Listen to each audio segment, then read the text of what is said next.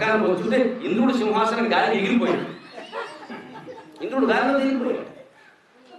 ఎవడు వీడు నన్ను కొట్టేశాడు, వీడు ఎవడంటే వాడు 18వ అధ్యాయం చదివాడు, అందులో 4 శ్లోకాలు చదివాడు అన్నాడు. నాకు అర్థం కాదు, ఇంద్రుడు చదవలేదా?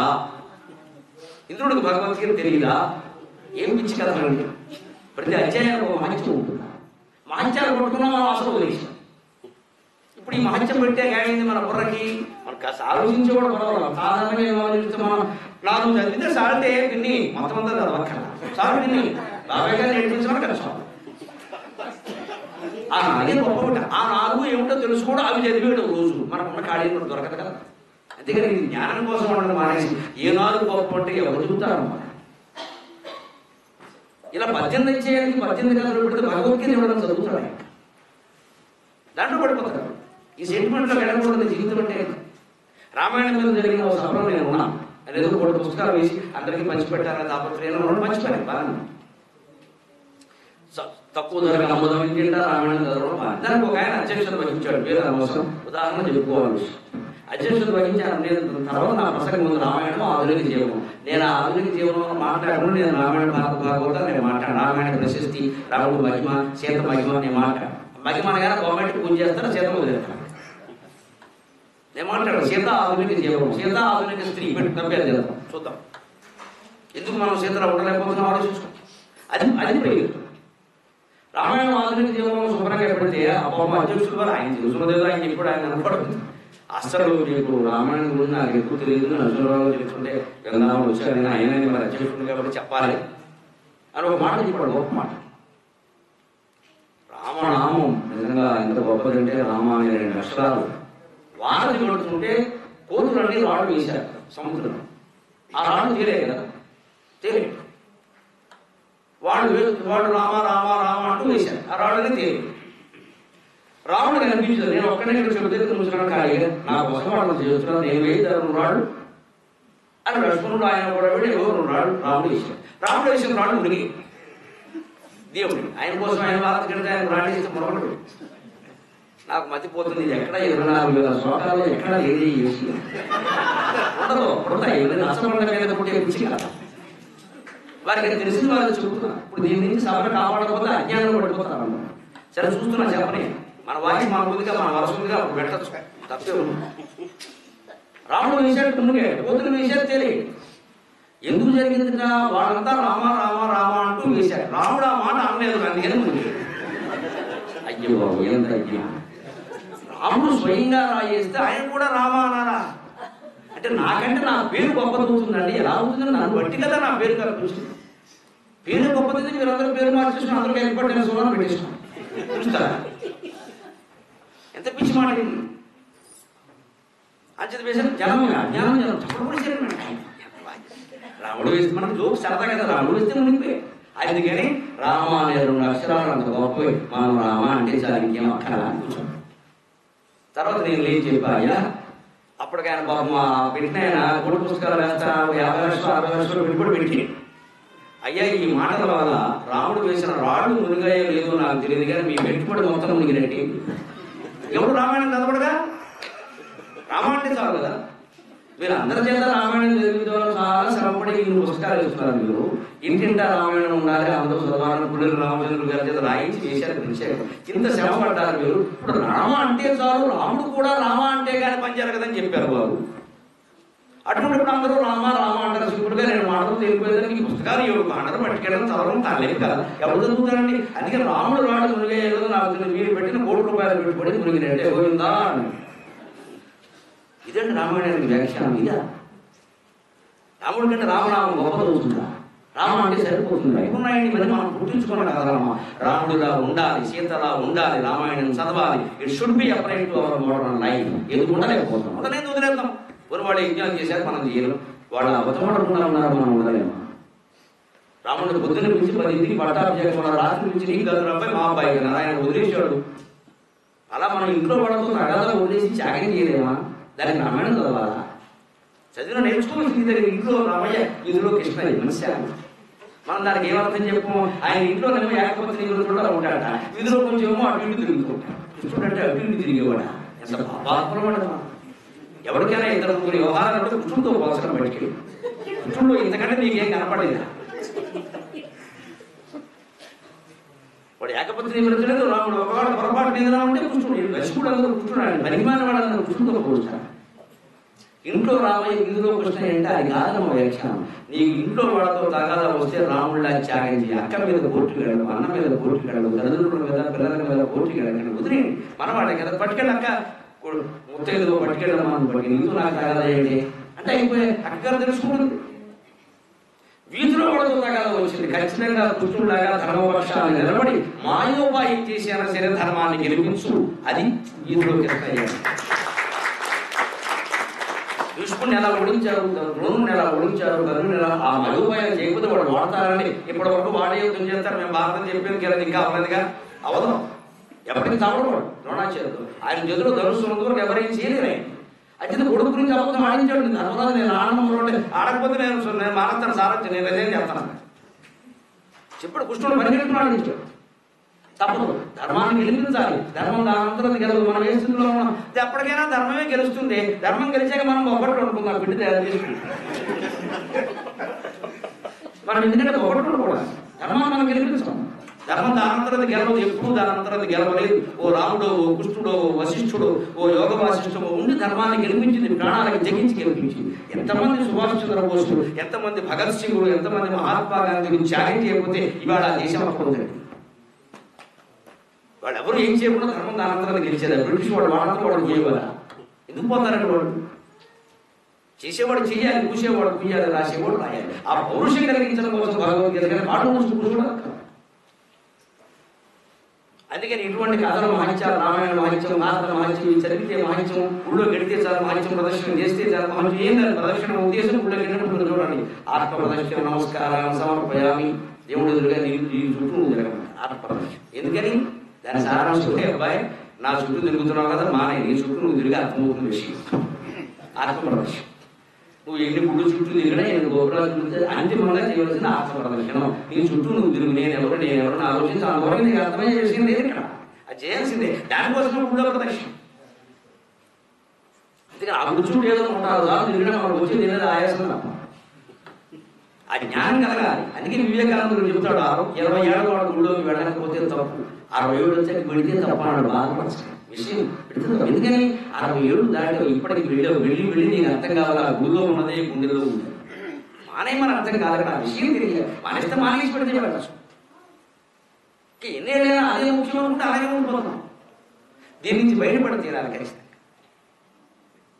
దానికోసం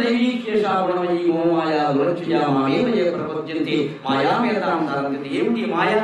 దాన్ని చెబుతాడు దుర్జుడు భజుడు ఎంత గొప్పగా చెబుతాడు. అంతామిత్యతలంచి చూచిన నరుండట్లముడిరింగిన్, అంతామిత్యతలంచి చూచిన నరుండట్లముడిరింగిన్, సదా కాంతం పుత్రుడు అర్థముందనుగు నిక్కంబంచు మోహార్ణవ భ్రాంతింది చరించు గాని పరమార్థంబైన నీయందుదా చింతాకంతయు చింతజీయుడు గదా శ్రీకాళహస్తీశ్వర. ఎంత నిజాయితీ కలిగినటువంటి దుర్జుడి అష్టదిగ్గజాలలో ఒకడు. వైష్ణవాన్ని అభిమానించిన కృష్ణదేవరాయ ఆస్థానంలో నేను శివభక్తుడిని, నేను చచ్చిన మతం మార్చుకోను, నీకు ఇష్టమైతే నీ ఆస్థానంలో ఉంటాను, ఎంత మా ఇంటికి వెళ్ళిపోతాను. ఈయనకెళ్ళి పోకపోవడే, అలా ఉండబోయా, నాకు కవిత్వం కావాలయ్యా, ఈ మతాల్లో దీనికయ్యా అన్నాడు ఆ మహానుభావుడు. అందుకని కృష్ణదేవరాయ మిగిలాడు, దుర్జుడు మిగిలాడు, వారికి పద్యాలు చిత్రశుద్ధి. ఈయన గొప్పపోడు, ఈయనకెళ్ళి గొప్పపోడే. ఇలా అన్నట్టు కదా, నాకు ఎంటే లేదు, పర్వాలేదయ్యా, జాతులను పూజుడికైతే లెక్కలు నా శైవాన్ని భేదం. సాగర భూషణ రాజు కృష్ణదేవరాయ ఉదాహరణ పెట్టుకుంటుంది అంటే, రాజులు మత్తులు వారి సేవన రకప్రాయం, రాజులు మత్తులను తిట్టినను, రాజును తిట్టాడు, రాజుల ఆస్థానంలో ఉన్నాడు దుర్జుడు. ఎంత ధైర్యమైంది. కానీ కృష్ణదేవరాయ రారము ఇందు కూర్చుండుమా పూజలు చేసేదనుంచు దుర్జటిక పోషించిన రాయనే. తిట్టినవాడు ఎవడన్నా పోషిస్తాడా? పొగిటివాడు పోషిస్తాడా? కానీ ఆయనంత సహోదరుడు. నన్ను తిట్టడం, నన్ను పోగొట్టడం ముఖ్యం కాదు, నిజం చెప్పడం ముఖ్యం, నా కవిత్వం కావాలి. అంత పెద్దపేట వేశాడు కవిత్వం. రాజులు మత్తులను తిట్టినను రారము ఇందు కూర్చుండుమా పూజలు చేసేదనుంచు దుర్జటిక పోషించిన రాయనే జాతులు పూజడి కైత లెక్కగొను నా శైవాది భేదముల. ఓ జాతి పూల చెట్టు దగ్గర కూర్చున్నావమ్మా, అక్కడ మనం మనిషి ఆడద మొగాడ బ్రాహ్మణ అది ఇంకోటి ఆలోచిస్తామండి. పువ్వేనమ్మా, పువ్వును చూడాలి. పువ్వును చూడాలని జంతువు కాకపోతే చాలు, మనిషి జంతువు అందరం తెలియదు. మనకు తెలుసు మన మనిషి ఏ కులం, ఏ మతం, ఏ మార్గం అనే ప్రశ్న దేనికి అక్కడ ఒక అందాన్ని ఆస్వాదించాలి. కవిత్వం జాజి పువ్వులాడు. జాజులు పూంచడి కైంత లెక్కగొన్న శైవాది భేదం మూలం చేజెల్లన్ శశికాంతు నక్షతలుగా శ్రీకాళహస్తీశుడి. వాళ్ళిద్దరి యొక్క ఔదార్యానికి, ఈయన ధైర్యానికి, ఆయన ఔదార్యానికి మెచ్చుకుని కాళహస్తీశ్వరుడు స్వయంగా అక్షతలు చదివాడు. ఇద్దరి మీద ఏమిటా అక్షతలు? కవిత్వం. చంద్రుడిని అక్షతలు చదవాలంటే మనం తీసుకుంటాం కదా, ఎత్తిమీ చేయండి అంటే చంద్రుడి దగ్గర ఆ వెన్నెల కిరణాలు ఇద్దరి మీద అక్షతలుగా చదివాడని రాశాడు. ఇది దుర్జటి వైభవం. ఆయన అంటాడు అంతామించ తలంచి చూచిన శర్గేంద్రుడు భగవద్గీతలో చెప్పిన మాట. అంతామించ మనకు ఆశ్చర్యకరంగా ఉంటుంది, నాకు అర్థంగా. కానీ హైదరాబాద్లో అపార్ట్మెంట్ కూడా సంపూర్ణంగా అర్థమైంది. అంతమించే ఏ వాడు 30 లక్షలు ఇచ్చాం. అది మన కాదు, మనమే వేరే కాగితాలున్నాయి పక్క. కాకినాడలో తరం ఇక్కడ ఉన్నాం, మన కాబట్టి అనుమానం కట్టుకుంటా. కానీ కూర్చొని నేను ఆలోచించే విధంగా ఉంది. నాకు ఇక్కడ అపార్ట్మెంట్ ఇచ్చే కాదు, జాగ్రత్త అంతా పక్కన చూసా, ఈ పక్కన చూసా, ఈ బాగుండాలి కాదు, పక్కన ఇంకోటి సరిపోయిన బాబాయ్ వాడికి నాకు కామం. ఆ గోడ నాదంటే వాడు తగదాకు వస్తాడు, వాడింటే నేను తగదాకు వస్తాను. అందులో ఎంత భాగం నాదో వాడికి తెలియదు, నాకు తెలియదు, బిడ్డలకు తెలియదు. కలిసి కలిసి ఇటుపక్క ఇంకోటి ఉన్నాడు, ఇంకో దగ్గర దొంగ, అది కామం. పైన సీలింగ్ ఫ్యాన్ నాదే, సీలింగ్ నాది కాదు, పైన ఒకటి ఉంటాడు, వాడు అడుగు నాకు చెప్పవుతున్నాయి. ఇక్కడ కింద కాడు పెట్టాం, నాకనేమో నేల, కింద వాడికి కప్పు, కింద వాడికి పైకప్ప, నీకేమో నేల. ఇప్పుడు నేలను మీరు పైకప్ప అంటారా, కింద అంటారా? నీకొకటి వాడికి ఒకటి. ప్రపంచం అంతా ఇంతే, సృష్టిలో భేదం లేదు, నేను దృష్టిలో తప్ప. శంకరాచార్య ఇవాడు నాదని వాడదండి, వాడి నాది. కింద నేను కింద ఉంటున్నాను, వాడు దాని పైన ఉంటున్నాడు. దానికి ఏదైనా నీళ్లు కలుగుతున్నాయి, పైనుంచి నీళ్లు కలుగుతున్నాయని వాడు ఉంటాడు, కింద నుంచి కలుగుతున్నాయి నేను. ఇంతకీ నీళ్ళ కింద మనస్సు ఉంటే నేను ఎక్కడి నుంచి కలుగుతున్నా మీకేం తెలుసు. ఇదే మించా. శంకరాచార్య జగత్తును నాస్తి అనలేదు, అర్థం కాక మాట్లాడతారు. జగత్తు లేదనలేదు, మించ ఉన్నట్టు కనిపిస్తుంది. నీకు కనిపిస్తున్నంత కాలం అది ఉన్నట్టే, అది మాయ తెలుసు. అదేగా భగవద్గీతలో ఖచ్చితంగా మీరు ఆలోచించినప్పుడు సీలింగ్ నాది కాదు, పైన నాది కాదు, పక్క నాది కాదు, ఈ పక్క నాది కాదు, మధ్యలో ఉన్న శూన్యానికి 30 లక్షలు ఇచ్చి నాది అనుకుంటే అపార్ట్మెంట్ మించాక, అపార్ట్మెంట్ మించేదే జగత్ అంతా మించే. కొన్ని గృహాలు కలిస్తేనే కదా మించేది. ఇంకా అక్కడ డాక్యుమెంట్ ఉంటుంది విచిత్రంగా. 500 గజాల స్థలం ఉంది కదా, మేము 23 మనిషికో 25 గజాలు పనిచేశాను. నేను మా బిడ్డలను అడిగాను, సభకి వేదాంతమైన చెబుతామని. నా 25 గజాలు ఎక్కడైనా నాకు చూపిస్తున్నాను, అలా చూపుతాను. వెంకటేశ్వరకి పిడిగినాను, మరి తల ఎక్కువ ఉంటుంది. ఏదైనా బయట తరగకుంటే మనం తూర్పుని వెంకటరావు, పశ్చిమాన్ని పుల్లారావు, దక్షిణాన్ని ఖాళీగా ఉంది, ఎమ్మెల్యే ఆక్రమించుకుంటాడు ఖాళీ, ఏదో రాస్తారుగా. మరి ఈ సరిహద్దులు మీరు విడిగా స్థలానికి రాస్తారు కదా, అపార్ట్మెంట్ స్థలంలో సరిహద్దులు ఎందుకు రాస్తారండి? 500 గజాల స్థలం కనపడదా, అందులో బిల్డింగ్ కట్టేశారు, ఆ పైన 25 మందికి వాటర్ వేసేసారు. ఎవరు ఏమిటో తెలియదు, అది మొత్తం కూలిపోయి అమ్ముకుంటే తప్ప విషయం తెలియదు. మొత్తం కూలిపోయి అమ్ముకునే పరిస్థితి. ఇంతకీ ఉన్నట్ట లేనట్ట, కాగితాల మీద ఉన్నట్టు వాస్తవంగా లేనట్టు. మరి శంకరాచార్య చెప్పింది జగత్తు వ్యవహారిక సత్యం, పారమార్థికంగా అసత్యం. పరమ నిజం కదండి, పచ్చి నిజం కదా. వేదాంతంలో అర్థంగా ఏముందండి, మనకి ఇష్టం లేదు కానీ అది భరించలేకపోతున్నాం, తట్టుకోలేకపోతున్నాం. అందుకని మనకు వేదాంతం అర్థం కావట్లేదు. అందుకని వేదాంతంలో అర్థంగా లేదు. వేదాంతం 20 ఏళ్ళ పురానికి అర్థమైతే 1 సంవత్సరం పెట్టి 16 సంవత్సరాలు తెలుస్తుంది, పెద్ద విషయం కదా. ఒక ఉద్యోగంగా 20 ఏళ్ళు దేంతో కూడా లీనం అయితే కదా, వాడికి బెంగా చూసిన అలాగే విషయం. మనం ఒకదానికి ఎందుకంటే తెప్పలు అందులో పూసేసుకున్నాం, రాసేసుకున్నాం, అవతల నిండా రాసుకుంటే వాసన అవుతుంది. ఇది నాది, ఇది నాది, ఇది ఇలా ఉండాలి, నేను అందరినీ మించిపోవాలి, నేను గొప్పవాడిని అయిపోవాలి అని చెప్తే నాతో పాటు 10 మందిని పెరగనే నష్టమే ఉంది, అందరితో కలిసి ఉంటేనే కదా మనకు ఆనందం అనే భావన ఉంటే ఇలా ఉంటుంది. ఇది అంతరాంశ. ఆ స్టౌట్ ఎదిగిన సదా కాంతాల పుత్రుడు అర్థం ఉందని నిక్కం పలుచు. భార్య కానీ, భర్త కానీ, పిల్లలు కానీ, ఈ డబ్బు కానీ, ఈ ఆస్తులు కానీ మంది నిక్కమాలనుకుంటారు. దీనికోసం ఎంత సంపాదించలేదు, 100 కోట్లు, లక్షల కోట్లు సంపాదించడం సంతృప్తి లేదు. ముందు డబ్బుతో మళ్ళీ రాజకీయ అధికారం, మళ్ళీ అధికారంతో మళ్ళీ డబ్బు. ఇది పెద్ద విశాఖంగా రౌండ్ అవుతున్నారు. దానికోసం పేద ప్రజలు నాశనం అయిపోతున్నారు. వాళ్ళ అమాయకుల కింద ఓటేసి పారిపోయే బలహీనుల కింద ఉన్నారు. ఈ స్వార్థమే కదా మనుషులు దానికి వేదాంతం సమాధానం చెప్పింది. ఓ మానవ, నువ్వు ఏది నీదనుకుంటున్నావు అది నిజంగా నీదేనా? ఒకసారి నిలబడి ఆలోచించబోయే పరిగెడతానండి. నిజంగా కానీ నీకు కొన్ని కోట్ల రూపాయలు అన్ని నువ్వు అనుభవిస్తున్నావు, ఎక్కడెక్కడో ఉన్నాయి, ఏమున్నాయో మనకి తెలియదు, అవన్నీ మనం అనుభవిస్తున్నాం. ఇప్పుడు నేను అనుభవిస్తున్న ఆనందం మాట్లాడడం ద్వారా, మీరు అనుభవిస్తున్న ఆనందం వినడం ద్వారా, మీకు ఎక్కడ అవసరమో నాకు ఎక్కడ అవసరం, ఇప్పుడు మనం రక్షించేది ఏం లేదు, అవన్నీ ఊరికే దొరలేదు. అందుకే దానికి చేయవలసింది సదా కాంతం పుత్రులు అర్థము ధనువు నికంబంచు మోహాంతము భ్రాంతించింది జరించు అని. మోహం అనేది ఇది ఒక భయంకరమైన సాగరం, ఇందులో పడిపోయి మన సంసారం సాగరం అన్నది. పరమార్థమైన నీయందు అర్థం పరమార్థం, అన్నం పరమాన్నం. గమనించండి, పరమశబ్దం చేరింది దానికి పవిత్రత వస్తుంది. మామూలు అర్థం వేరు, పరమార్థం వేరు. అన్నం వేరు, పరమాన్నం వేరు కదా. అన్నం కొట్టి అన్నం, దానిలో పాలు బెల్లం అన్ని కలిపేది ఉండేది, అది పరమాన్నం, అది వేరే, దాని ప్రభావం వేరే. పరమార్థాన్ని గ్రహించే ప్రయత్నం. పరమార్థమైన నీయందుగా చింతాగంతయు చింత చేయడు కదా శ్రీకాళహస్తీశ్వర. చింతాగంత చింత కూడా మనిషి ఆలోచన చేయడం లేదయ్యా. భగవంతుడి గురించి ఆలోచించడం అంటే మన గురించి ఆలోచించడమే, అది వేరే పదార్థం కాదు. అనన్యా చింతయంతో మాం ఏ జనా పర్యుపాసతే తేషాం నిత్యాభియుక్తానాం యోగక్షేమం వదామ్యహం. భగవద్గీత మొత్తంలో చాలా ముఖ్యమైన శ్లోకం. నేను భగవద్గీత రోజు 4 శ్లోకాలు చెప్పడం మనసులో అనుకుంటాను. దూరంలో ఉండాలి కదా, ఎప్పుడైనా అనుకోవలసిన పరిస్థితులపై ఈ శ్లోకం అంట. ఇది చాలా ముఖ్యం. ఇతర చింత లేకుండా ఎవరు నన్ను నిరంతరం మనసులో చింతిస్తూ ఉంటారో, ధ్యానిస్తూ ఉంటారో, స్మరిస్తూ ఉంటారో, అర్జున నేను వారితోనే ఉంటానయ్యా, వారి యోగక్షేమాలు నేనే చూస్తాను. యోగం అంటే కావలసిన దాన్ని ఇవ్వడం, క్షేమం అంటే ఇచ్చిన దాన్ని కాపాడు. అడిగిన దాన్ని ఇవ్వడం కాదు, కావలసిన దాన్ని ఇవ్వడం. అడగమంటే మనకేం తెలుసు, అన్ని అడగలేవే అడుగుతాం. తక్షణ సమస్య ఏదో అది అడుగుతారు. హైదరాబాద్లో ఏ ఇల్లాలైనా లలితా సహస్ర పారాయణ చేస్తే అమ్మవారు కనపడి ఏమేవో నువ్వు బాగా చేసేవి, ఏదైనా 3 వారాలు కోరుకోండి, మొదటి వారం ఎవరు తెలుసా, పని మనిషి రోజు వచ్చేలా పెద్ద సమస్య.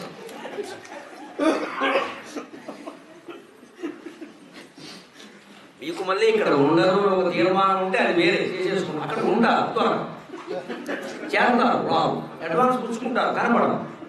భారత పెద్ద దైవీకేశాలమయ భగవన్మయ రోజు అదే చర్చ, రోజు అదే కూడా. ఒక గంట సేపు పని మనిషి గురించి మాట్లాడుకోవాలి తప్పదు ప్రతి సంవత్సరం. అయినా అప్పటికే అమ్మవారికి జారీ పని మనిషి రావడం, రాకపోతే నేను వస్తానే ఇంకో వారం కోరుకుంటే జ్ఞానం ఏమైనా అడుగుతుందేమో చెప్పాడు కాకపోతే. ఇప్పుడు వారం ఒకసారి ఏమంటుంది తెలుసా, ఇప్పుడు రోజు రావడం కాదు, పొద్దున్న 6 సమయానికి వచ్చారని కూడా 10కి వచ్చారని తోవేసుకున్నాను. అప్పుడు కూడా అమ్మవారికి జారీ అమ్మాయి ఇంత పారాయణ చేసి పని మనిషి అడుగుతుంది. ఓన్లీ వదిలి మీరు 3వ వారం కోరుకోవడం మంచిది. అప్పుడు కూడా ఏమన్నా తెలుసా, దానికి ఏదైనా కూర పసరా పెట్టి ఒక గిన్నె ఇస్తే తేవట్లా తెచ్చేలా చూడకేమో అయిపోయింది. పని మనిషితో వచ్చేసి లలితాదేవి వెళ్ళిపోయింది. అమ్మవారిని కోరాల్సిన వరాలు ఇవా, అడగమంటే ఇలాంటి పని రాగా. అందుకే ఆ బాధ్యత వదిలేయాలి. యోగక్షేమం అంటే యోగం అంటే కావలసిన దాన్ని ఇప్పుడు నాయన నాకేం తెలుసు, నీవు చూసుకో, నాకేం కావాలో నీకు తెలిసేట మన సంసార స్థితిగతులను బట్టి, మన పిల్లలను బట్టి, మన ఆదాయాన్ని బట్టి మనకి ఏది ఇస్తే అవసరమో అది ఇస్తాడు. అది శాశ్వతంగా ఉంటుంది, మనం తెలుసుకున్నది పోతుంది, ఆయన ఇచ్చింది ఉంటుంది.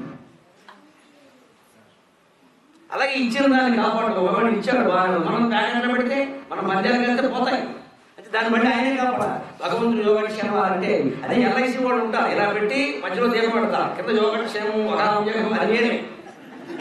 నువ్వు 5 లక్షలు పాలసీ చేయి, పోతావు, ఈ దీపం తీసి నీ తల దగ్గర పెట్టావు.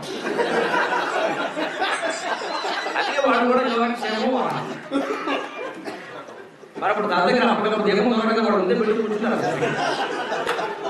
ఎప్పుడు పోతా, ఎప్పుడు ఏమంటావా, మొదటి భోజనం వాడ కోసం ఉడవాడికి ఉపయోగం లేదు. ఈ ఎల్ఐసి యోగక్షేమాలు భగవంతుడి యోగక్షేమాలు ఎప్పుడు చూశాడు. అర్జునుడు చూశాడు కనుకతో యుద్ధం చేస్తూ ఉంటే అర్జునుడు చాలా ఆందోళన చెందాడు. చాలా మందికి తెలియదు అంత ధైర్యంగా అయింది. ఏదైనా అంతకు ముందు ఏవో మాటలు చెప్పడం, చేయించడం, అంతిమంగా ఒక రోజు వచ్చినప్పుడు ఆ వ్యక్తిని మనం ఎదిరించడం, ఆ పరిస్థితి ఎదుర్కోవడం, అప్పుడు టెన్షన్ ఉంటుంది. అర్జునుడు ఆందోళన చెందాడు. కృష్ణుడు చాలా ప్రోత్సహించాడు. ఆ యుద్ధం చేసావు కదా, ఈ యుద్ధం చేసావు కదా అని చాలా ఏదో పాజిటివ్ థింకింగ్ అంటారే పెద్దగా కౌన్సిలింగ్ సెంటర్ పెట్టాడు, చేశాడు. ఎంత అర్జునుడు ఓడిపోయాడు. అప్పుడు కూడా నాగాస్త్రం వేశాడు కాదు. ఆ నాగాస్త్రం కర్ణుడు పగబట్టే కాదు, కరుణాయుధం కాదండి. భారతంలో వ్యక్తుల మధ్య చిత్రుతున్నారు, ఆయుధాలు కూడా పగబట్టే. స్వయంగా ఒక ఆయుధం పగబట్టి నేను వాడిని చంపుతా, అలా పగబట్టిన ఆయుధమే నాగాస్త్రం. అర్జునుడి మీద ఎక్కడది? కాండవ దహనం. చిన్నప్పుడు ఎప్పుడో ఇక్కడ నిండా కూడా అగ్నిదేవుడి కోసం ఆయన కాండవనాన్ని దహిస్తూ ఉంటే, ఇంద్రుడు వర్షం కురిపిస్తూ ఉంటే ఈయన బాణాలతో పందిరిలాగా వేసేసి మొత్తం చప్ట పందిరిలాగా చప్టాగా వేసి బాగానే అక్కడ కొంచెం ఓవరాక్షన్ చేశాడు మన వీరు. అగ్నిదేవుడు ఏం కోరాడంటే, ఇంద్రుడు అడ్డం వస్తున్నాడు, వాన కురిపించి వాన కురవకుండా చూడమని. ఇంక ఏ ఒక్క ప్రాణి బయటికి వెళ్ళకుండా చూడమని ఆయన ఏమన్నా అంత తీవ్రత అక్కర్లేదు, అంత ఓవరాక్షన్ అక్కర్లేదు. ఈయనకి అహంకారం వచ్చింది. మరి శత్రుడే పవరం కుదరదు. ఏమి వెళ్ళడానికి అన్ని జీవులు చావాల్సింది. ఇప్పుడు అంతది పిల్లలు అందరూ ఉంటే అందులోంచి ఒక పావుండి జాతి నాగరికత గుర్తుపెట్టుకోవాల్సిన విషయం. భారతీయ కృతజ్ఞత ఎలా ఉంటుందో, కాపాడటం అంటే ఎలా ఉంటుందో, తల్లి పిల్లల్ని కాపాడుకోవడం ఎలా ఉంటుందో తెలుసా? తక్షకుడు భార్య ఉంది అక్కడ, ఒక పాము, దాని కొడుకు ఉన్నాడు అశ్వశీనుడు, తక్షకుడు కొడుకు. వీళ్ళిద్దరూ పారిపోయే ప్రయత్నం చేస్తుంటే మంటలు వచ్చేస్తున్నాయి, చచ్చిపోతారు ఇద్దరు. అప్పుడు తల్లి ఎందుకు ఎలా ఇద్దరు బతకమరా, నేను ముసలిదాన్ని, నేను పొద్దుయ్య ఉంది, నేను మింగేస్తాను నా నోటి వరకు, మింగేసి నేను పరిగెట్టేస్తాను, నా చర్మం కాలిపోతుంది, నువ్వు బయటికి వెళ్ళిపో, నువ్వు బతుకు. అది కడుపులో పెట్టి కాపాడుకోలేవు అనే మాట అప్పటి చూస్తున్నాం. కడుపులో పెట్టి కాపాడుకుంది తక్షకుడు భార్య కడుపులో పెట్టి నేను చచ్చిపోతాను, రోడ్డు వరకు మింగేస్తాను, పాము వల్ల వెళ్ళిపోతాను, వెళ్ళిన దూరం నేను వెళ్ళగా నేను కాలిపోతాను వీడు. ఆ కొడుకు అంతకంటే వద్దమ్మా, వాడు యంగ్స్టర్ వాడు యంగ్స్టర్, వాడు పౌరుషుడు, వద్దమ్మా అలా ఏమవుతుంది, నువ్వు చచ్చిపోవడం. అవి రెక్కలు ఉన్న పావులు, తక్షకుడు ఇవన్నీ రెక్కలు ఉంటాయి. నేను మన రెక్కలు ఉంది కదా, మన ఎగరగలం కదా, నేను ఎగురుతాను, నువ్వు నాతో పట్టుకోమని. ఇదో పని పని సరే. ఎంతకి వెనకపోతే పట్టుకుంది పాపం, వాడు ఎగురుతున్నాడు, పట్టుకుంది. అర్జునుడు చూశాడు, వదిలేసి ఎదురు మామూలు కొద్ది ఏమైనా గిరిదేవుడు ఏమైనా ఎక్కడికి రిజిస్టర్ పెట్టుకున్నాడు, స్టార్ట్ రిజిస్టర్ పంతం లాభం. అందుకని వదిలి నేను ఇక్కడ ఉండగా పాండురాజు కుమారుని కుంతి ఎవరిని గడిగిన ఆధార్ కార్డు సన్నాసుడు అహంకారం. నేను ఇక్కడ ఉండగా పాము తప్పించుకోవడమా అని బాగా చేశాడు. తోక తెగింది ఆ పావుకి, తల్లి కింద కూడా చచ్చిపోయింది. ఆ పిల్లడు ఎగిరింది, వాడు బాగుపట్టి తోక తెగిన పాము బాగా ఎక్కువ అంటారు అశ్వశ్యం. వాడు బాగుపట్టి ఎక్కడ చేరాడు, వాళ్ళకి అవరూపాలు ఉంటాయి, వాళ్ళకి రాక్షసులకి, వాళ్ళకి వాడు ఎప్పటికైనా కర్ణార్జునుడు యుద్ధం తప్పదు. కర్ణుడు నాగాస్త్రం అంతకుముందే గురువు వారు ఉపదేశం పొంది అర్చన చేస్తూ ఉంటే అర్జునుడు చంపడం కోసం, అందులో వీడు కూడా జరిగినట్టు పవర్ రెట్టింపు అయింది. ఆయన దగ్గర వస్త్రం మామూలుగా ఉంది నాగాస్త్రం, అది మామూలు, దానికి కొంత శక్తి ఉంది, దానికి పగ ఎక్కువైంది. అంటే ఆయుధాన్ని ఆయుధాన్ని ప్రయోగించే వ్యక్తికి పగ ఉంటే వేరే విషయం, ఆయుధానికే పగ ఉంటే ఆయుధం కూడా పగబట్టిందండి భారతం. ఇంకా అర్జునుడు తప్పించుకోవడం సాధ్యం కాదు. అటువంటి నాగాస్త్రాన్ని ఇలా వేస్తున్నాడు కర్ణుడు. జాషువా గారు భజన రాస్తాడు, మహాద్భుతమైన జాషువా. శల్యుడు అన్నప్పుడు కరుడుతో అంటున్నాడు, కాండవం అర్జునుడు కాంచు కానవందు పరువు పెట్టిన ముసలి సర్పమును వెంట తొడుగుచుంటివి కాబోలు విడువవలదు. ఏం ఆలోచనయ్యా, అవతల ఉన్నవాడు అవడయా ఫ్రూట్ మేనేజర్ చూసుకో, మురళీకృష్ణుడు ఉండగా నీ ఆటలు పనికిరావు ఇక్కడ కన్నా అని శల్యుడు నిరుత్సాహం. శల్యసారించం అంటే అదే. కాండవం అర్జునుడు కాంచు కానవందు పరువు పెట్టిన ముసలి సర్పమును వెంట తొడుగుచుంటివి కాబోలు విడువవలదు. అర్జునాపుడు గరుడ వాహనుడు సుమ్ము. ఇది కలిగించు. ఎవరు అనుకుంటున్నావు, ఏ ముసలి సర్పం ఎప్పుడో 30 ఏళ్ల క్రితం పగబడి వచ్చింది, దాని ముసలిది అయిపోయింది, దానికి ఓపిక లేదు. అటువంటి పాము అస్త్రం ఒకటి వేసి అర్జునుడు చంపేద్దాం అనుకుంటావే, నీ యోచనలు నీ ఆలోచనలు పనిచేయండి. అక్కడ సారథ్యం చేసేది ఎవరండి? గరుడధ్వజ, గరుడ వాహనుడు. పాము గరుడు ఏం చేస్తాడు, పాము ఎదురైతే గరుడు మింగేస్తాడు. ఆ గరుడిని మింగేసేవాడు నడక. గరుడుని వాహనంగా చేసుకున్న అర్జునాపుడు గరుడ వాహనుడు సుమ్ము. మహాకవిత్వం అంటే ఔచిత్యం. నువ్వు వేస్తున్నది నాగాస్త్రం అయ్యా. నాగాలను మొత్తం మింగేయగలిగిన గరుత్మంతుడు వాహనంగా కలిగిన కృష్ణుడు ఉన్నాడు అక్కడ. ఆయన ముందు నీ ఎత్తులు ఎందుకు పనిచేస్తాయి, ఆ ఏం కాదు అని వేశాడు. అది వచ్చింది. అర్జునుడు కొంచెం కంగారు పడ్డాడు, దానికి విరుగుడు లేదు, కానీ ఎందుకు చేస్తున్నాడు ప్రయత్నం, మానవ ప్రయత్నం చేయాలి. ఈలోపు కృష్ణుడు చాలా విలాసంగా ఒక్కసారి సంగీత కచేరీలో ఓ పాట పాడినట్టుగా ఓ ఎలైసి కుడికారి బట్ట వెళ్తూ ఆ రథాన్ని దొరికే ఒక కడుగు కిందకి వెళ్ళింది. దాంతో ఆ నాగాస్త్రం వచ్చింది. కంఠానికి గురి పెట్టాడు కర్ణుడు. అది అడుగు కిందకి రథం వెళ్ళిపోవడం వల్ల కంఠానికి తగలవలసిన వాళ్ళని కిరీటం పడుతుంది. అర్జునుడు ఫీల్ అయిపోయాడు, ఫీల్ అయిపోతాడు, మాట్లాడి రాజు కదా బాబా కిరీటం పోయింది. కిరీటం ఊరుకో వెళ్ళి మొహం, కిరీటం పోతే డ్రామా కంపెనీ వాడు కిరీటం కిరీటం పోయింది తలకాయ మిగిలినప్పుడు నాటకాలు ఎదుర్కొంటారు కనుక గాంధీరాజు వాడు 6 కిరీటాలు తీసుకుని ఇతర కిరీటాలు పెట్టి బరువుగా ఓడి కిరీటం పోతే ఎంత ప్రాణం మిగిలింది. అంటే ఏదో విచిత్రం జరిగింది బాగా తప్పించాలి, నీకు అనవసరంగా యుద్ధం చేయమని చెప్పలేదని నేను తప్పించాను, ఆయన తప్పించిన ఆయన. పైగా బాబా నాగాస్త్రం అంటే మా మనుస్మర యుద్ధ, నన్ను స్మరించు యుద్ధం చేయ, నేను చూసుకుంటా, ఏం చెప్పాలా.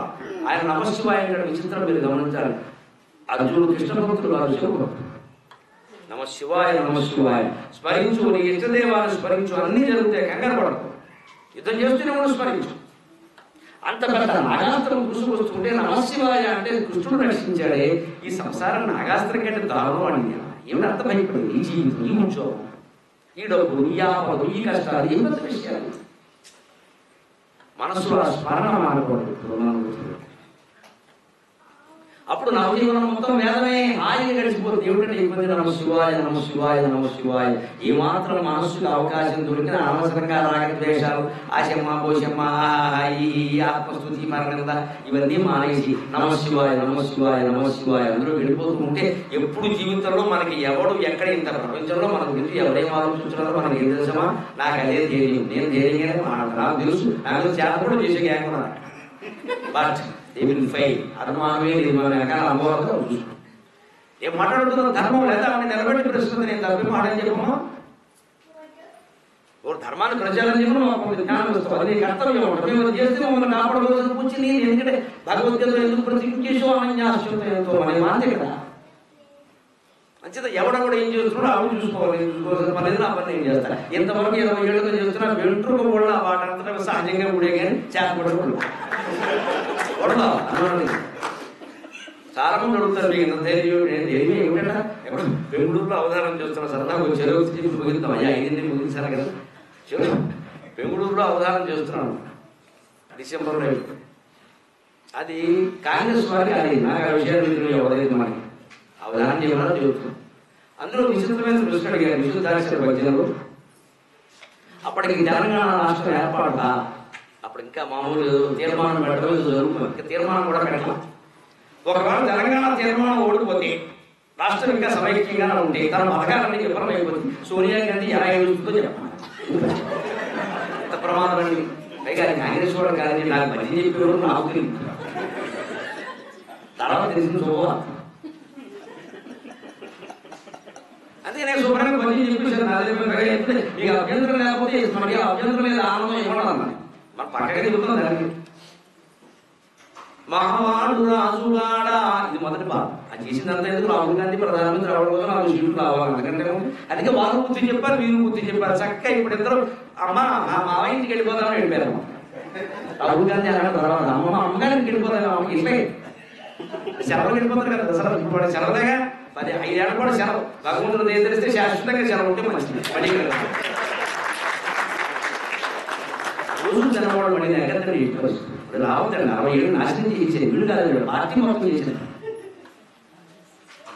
అందుకే మనకే మన కోపం వ్యక్తం చేయడానికి అభ్యంతరం నాకే ఏం చేస్తారు. ధర్మం చెప్పుకున్నాం. మావాడు రాజుగాడ శ్రీవాడు లేదు. అసలు ఆయన ఉండి గొడవ లేదు ఈవిడికి, ఆయన వెళ్ళబట్టే కదా ఆయన చూసుకున్నాడు. మావాడు రాజుగాడ శ్రీవాడు లేదు నవ్వరే నంజూడన్ నవ్వరే నంజూడ. అప్పటికి 4 రాష్ట్రాల్లో ఓడిపోయాయి ఎన్నికలకు ముందు. నవ్వరే నంజూడన్ రావా తల్లి దయతో నీవే దిక్కిక ప్రయాంక. రావా తల్లి దయతో నీవే దిక్కిక ప్రియాంక. నిర్మల చిత్త ప్రియాంకను తీసుకొచ్చి పెడతారయ్యా అధ్యక్ష స్థానంలో. అంతేగాని వంశ పరంపర విధానాన్ని మాత్రం వదిలిపెడతారు. అది కుమార్ పార్టీ అంతే. ఇదంతా చెప్పాక ఆయన ఇచ్చిన అన్నాడు, ఇంత ధైర్యంగా మీరు చెబుతున్నారు, మీకు ఎవరైనా చేస్తారని మీకు అడిగే లేదా, ఏం భయం. అప్పుడు నాకు తెలిసింది జంటల కాదు, 6 జంటల కాదు. ఏం చేస్తారు, పడ్డు కొడతారు, మీరు తిరిగే కట్టి